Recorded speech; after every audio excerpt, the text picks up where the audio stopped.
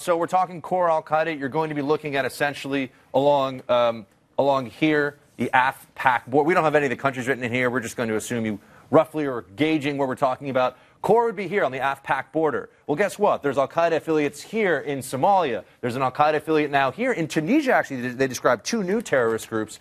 Now we have Libya. We've got these groups. This is where Benghazi is. This is where Derna is. This is the Mediterranean up here.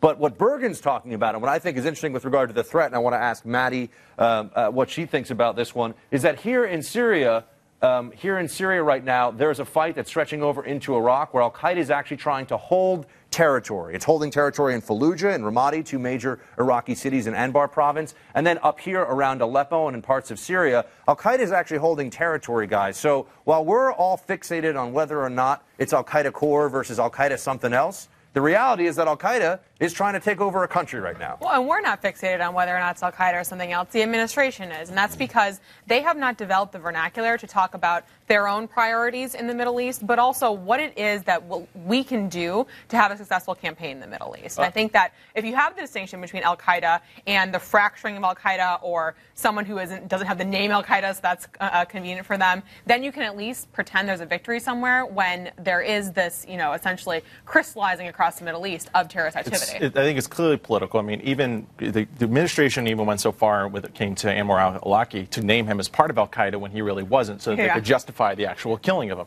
The way that the labels get used are always politics. But I think the interesting thing in terms of like the decentralized nature of al-Qaeda when it comes to Syria and Iraq is that, I mean, the Arab Spring undermined Assad, and the United States took out Saddam, which is what has allowed al-Qaeda in the first place to have any kind of a foothold in the Syria-Iraq border.